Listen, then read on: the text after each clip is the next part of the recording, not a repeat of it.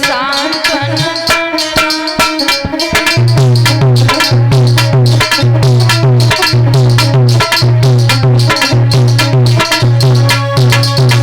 जैसे ही सत्यवती को शांतनु ने देखा तो प्यारे वन भ्रमण तो भूल गए, घोड़ा उधर ही घुमा दिया।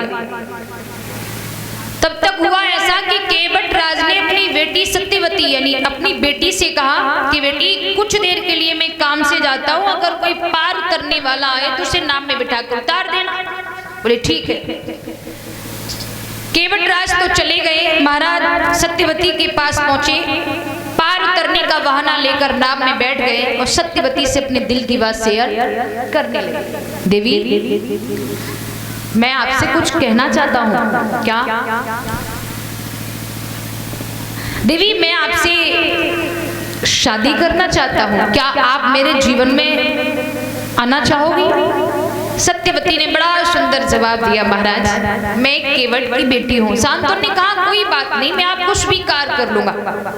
तो सत्यवती ने कहा कि महाराज इसमें मेरा मन नहीं है। बोले मेरा कोई चुनाव नहीं है, अगर मेरे पिता की राजी है, अगर मेरे पिता चाहेंगे तो आपको मुझे दे सकते हैं। तब तक केवट राज का ना हुआ। जैसे ही केवट आए, शांतनु जी ने केवट से अपनी बात रख दी कि महाराज मैं आपकी बेटी को अपनी दुल्हन बनाना चाहते हैं।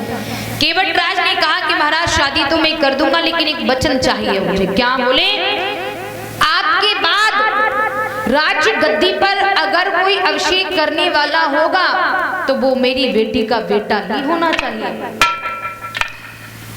शांतनु महाराज देवव्रत को अपनी जान से भी ज्यादा प्यार करते थे। देवव्रत की वजह से महाराज शांतनु जी केवट राज को प्यारे वचन नहीं दे पाए।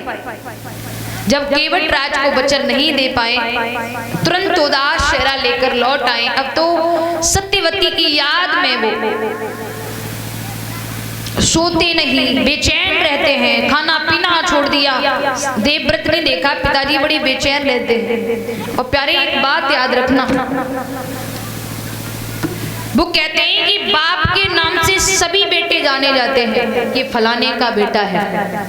बाप के नाम से सभी बेटे जाने जाते हैं फलाने का बेटा है, लेकिन बाप को गर्व महसूस तब होता है जब बाप बेटे के नाम से जाना जाए। बाप गली से निकल के जाए और लोग कहें वाह फलाने का बाप जा रहा है, तो ये सुन करके बाप का सीना चौड़ा हो जाता है, मेरे पुत्र ने कुछ करके दिखा दिया, इसलिए लोग कह रहे हैं कि फलाने का बाप। क्योंकि विद्वान भी लिखते हैं